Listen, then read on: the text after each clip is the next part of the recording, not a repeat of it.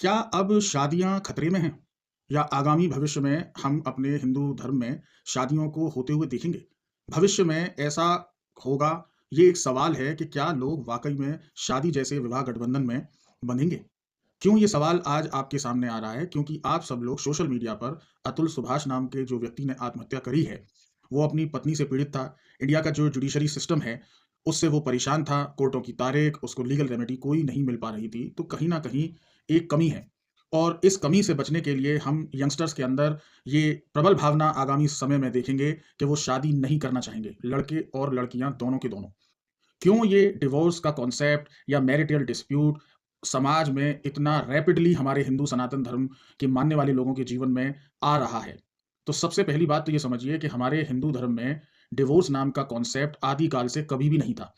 1955 में भारत में पहली बार हिंदू मैरिज एक्ट बना, जिसमें शादी हिंदू धर्म में कौन-कौन लोग आएँगे उसके बारे में बताया गया। डिवोर्स कैसे होगा सेक्शन 13 में डिफाइन किया गया और उसके साथ ही ये समस्या आज जो हम सन 2024 में देख रहे हैं विकराल रूप में आ गई है।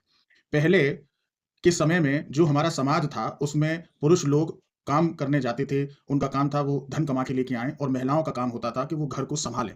तो कहीं न कहीं एक मेल डोमिनेटिंग सोसाइटी थी और फीमेल का शोषण होता था। उस शोषण को रोकने के लिए सरकार ने कुछ कठोर कानून बनाए, जैसे कि क्रुएल्टी की धारा 498 ए बनाई आईपीसी में, जो अब सेक्शन 85 के नाम से जानी जाती है बीएनएस में। डोमेस्टिक वायलेंस एक्ट 2005 आया, 125 सीआरपीसी का प्रावधान लेके आए मेंटेनेंस में। और अगर मियाँ-बीवी के बीच में बच्चों को लेके डिस्प्यूट है, तो कोर्ट जो है वो गार्डियनशिप के मुकदमे में ये तय करेगी कि किसको बच्चे की कस्टडी दी जाएगी। तो कहीं न कहीं एक काफ़ी सारे मुकदमों का पैकेज जो है, वो पति और पत्नी कोर्ट में लड़ते हैं और तब कहीं सालों की प्रक्रिया के बाद उनके बीच में एक पैसे को लेके रकम तय हो पाती है और फिर उनका डाइवोर्स होता है। यानी कि शादी का जो अंत हो रहा है, वो पैसे से हो रहा है। और हमें ये बात समझनी पड़ेगी कि जो कानून महिलाओं को सुरक्षित करने के लिए बनाए गए थे, आज की जो वर्तमान 2024 की सोसाइटी है, उसमें ज़्यादातर फीमेल्स जो हैं वो वर्किंग हैं। वो अपने अधिकारों के लिए जागरूक हैं। और दूसरी तरफ हम लड़की पक्ष के माता-पिता जो होते हैं, उनको भी देख रहे हैं। समाज में तमाम वकील, legal fraternity, human rights, women rights के जो लोग हैं, समाज में हम क्या देख रहे हैं कि भई अगर कोई भी हस्बैंड और वाइफ का डिस्प्यूट उत्पन्न हो रहा है, तो जाइए कोर्ट के पास, जाइए पुलिस के पास, लिखाइए उसमें मुकदमे और एफआईआर। तो ये प्रकार के सिस्टम से पुरुष जो हैं वो भी पीड़ित हैं और महिलाएँ हैं वो भी पीड़ित हैं। दोनों के पास एक प्रकार की मेंटल टेंशन्स हैं, तनाव हैं, परिवारों में तनाव है। लेकिन इसका समाधान ढूँढने के लिए अगर आप न्यायालय के पास जा रहे हैं, तो वहाँ इसका कोई समाधान नहीं है। पास-पड़ोस में अगर आपके पास कोई पंचायती सिस्टम है जो घर के मैटर्स को सॉल्व कर दे, वो बेस्ट है। लेकिन वो माहौल डेवलप कैसे हो? क्योंकि जिस तरीके से टेक्नोलॉजी बढ़ी, कॉर्पोरेट जॉब्स का कल्चर बढ़ा, लोग अपने होम टाउन्स को छोड़ के बड़े-बड़े शहरों में जाने लग गए नौकरी के लिए। तो अब हम सिंगल फैमिली को देखते हैं, हस्बैंड, वाइफ और बच्चा। वो अपने माँ-बाप से दूर दूसरे शहरों में जॉब करते हैं, पेरेंट्स के साथ रहते नहीं हैं। तो ये जो न्यूक्लियर फैमिली का जो कॉन्सेप्ट आया, जहाँ पहले हमारे समाज में जॉइंट फैमिली कॉन्सेप्ट हुआ करते थे, तो बड़े-बुजुर्ग होते थे। रिश्तों की अहमियत को समझते थे। जो उनके घर में नाती-पोते होते थे, वो भी अपने दादा-दादी का प्यार, स्नेह पाते थे। जो बहुएँ होती थीं, वो भी सास-ससुर के साथ रहती थीं और कहीं न कहीं मियाँ-बीवी में कोई छोटी-मोटी बात हो जाती थी, तो सास-ससुर समझा दिया करते थे। लेकिन ये जो कानून का दुरुपयोग जो हुआ है, जो अभी हमने अतुल के केस में देखा, सोशल मीडिया पे इसके ऊपर काफ़ी सारी बात चल रही है कि आज की डेट में इस कानून को सरकार को जो है दोबारा देखने की ज़रूरत है कि भई ये आर्टिकल फंडामेंटल राइट्स का जो है वो उल्लंघन हो रहा है। भई एक तरफ महिलाओं के अधिकार हैं, अच्छी बात है। भई उनके साथ अगर गलत हो रहा है, तो उनको जस्टिस मिलना चाहिए। लेकिन वहीं अगर महिला पुरुष को पीड़ित कर रही है, तो पुरुष के जो ह्यूमन राइट्स हैं, उसके बारे में कौन बात करेगा? यहाँ तो कोई मेन प्रोटेक्शन सेल नहीं है, ना ही पुरुषों के पास कोई ऐसे कानून हैं। तो कहीं न कहीं जो चेक एंड बैलेंस है, जो एक धर्म का और न्याय का जो तराजू है, वो अब डगमगा रहा है।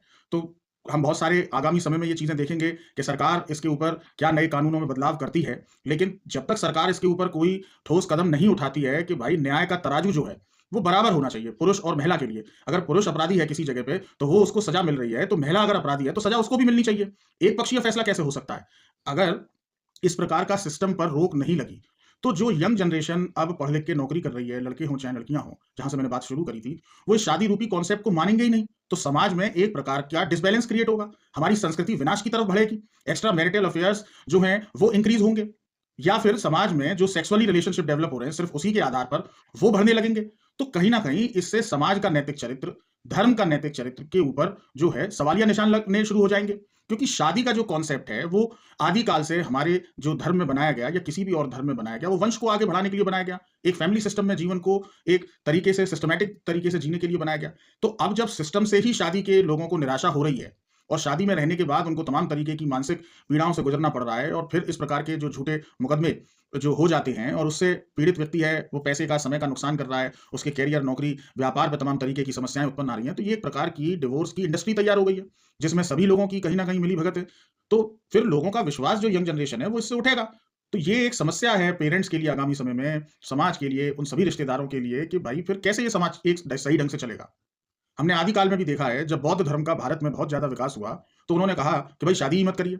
तो शंकराचार्य ने इस बात को उठाया बहुत ज़ोर-शोर से कि भाई आप ये जो सृष्टि का संतुलन है, इसको ही बिगाड़ने की बात कर रहे हैं। तभी बौद्ध धर्म भारत से बाहर चला गया और दोबारा से शंकराचार्य ने 4 मठों की स्थापना करी और हिंदू धर्म को प्रतिस्थापित किया।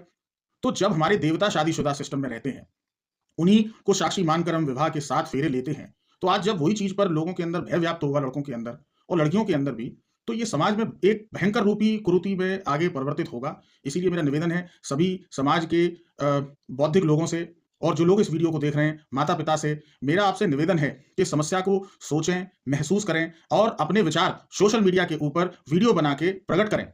और अगर आपके कोई भी सवाल इस विषय से लेकर हैं, तो आप कमेंट सेक्शन में भी इसमें कमेंट कर सकते हैं, क्योंकि ये डिज़ास्टर प्रॉब्लम आने वाले समय में आ जाएगी। आप विदेश में देखें, जो क्रिश्चियन कम्युनिटी है, क्या वो लोग खुश हैं? उनके यहाँ तो डिवोर्स का इतना ज़बरदस्त रेशियो है, वो ओपन सेक्स की वकालत करते हैं, तो उनके यहाँ कोई नैतिक मूल्य है नहीं है। हमारा जो सनातन सिस्टम है, वो सिद्धांत की बात करता है, मूल्यों की बात करता है, रिश्तों को सहेजने की बात करता है। पूरा का पूरा रामचंद्र जी का जो जीवन है, रामायण का जो चरित्र है, वो सिद्धांत, आदर्श और कर्तव्यों की बात कर रहा है। तो एक तरफ तो हमारा जो आज की डेट में राजनीतिक समाज जो है, हम सनातन और हिंदू धर्म की बात कर रहे हैं, अपनी कोर वैल्यूज़ को समझने की तरफ बार-बार सरकारें और समृद्ध लोग इशारा कर रहे हैं। ये बहुत ही एक अच्छा कदम है, लेकिन ये भी शादी एक बिगेस्ट समस्या के रूप में जो आज समाज में व्याप्त हो गई है। बहुत से महिलाएँ और पुरुष इस समस्या से पीड़ित हैं, कोर्टों के दरवाजे खटखटा रहे हैं, तमाम साल उनकी ज़िंदगी के मुकदमेबाजी में खर्च हो जाते हैं या वो अपने जीवन में ही प्रसन्न नहीं हैं। तो ये सभी बातों को हमें समझना पड़ेगा कि कहीं न कहीं जो सॉल्यूशन है इस बात का, वो घर से निकल के आएगा, माँ-बाप से निकल के आएगा, समाज से निकल के आएगा, रिश्तेदारों से निकल के आएगा, समाज के जो बुद्धिजीवी वर्ग हैं, उनसे निकल के आएगा। संत समुदाय इसके ऊपर अपनी राय रखें, राजनीतिज्ञ लोग इसके ऊपर राय रखें और कुछ कदम उठाएँ कानून में परिवर्तन के लिए, तभी हमारा देश और हमारी संस्कृति बचेगी। आशा करता हूँ कि इस वीडियो के माध्यम से आपको सोचने के लिए विषय मिला होगा। इस पर सोचें, चिंतन करें और इस वीडियो को आगे तक बढ़ाएँ। अपने विचार भी आप सोशल मीडिया पर प्रकट करें इस खतरनाक टॉपिक के ऊपर कि भाई अगर हमारे परिवार ही सुरक्षित नहीं रहेंगे, हमारी आने वाली जनरेशन ही विवाह सिस्टम को नहीं मानेगी, तो कहाँ जाएगी हमारी संस्कृति और कहाँ जाएगी हमारी सभ्यता और कहाँ जाएगा हमारा देश। जय हिंद, जय भारत।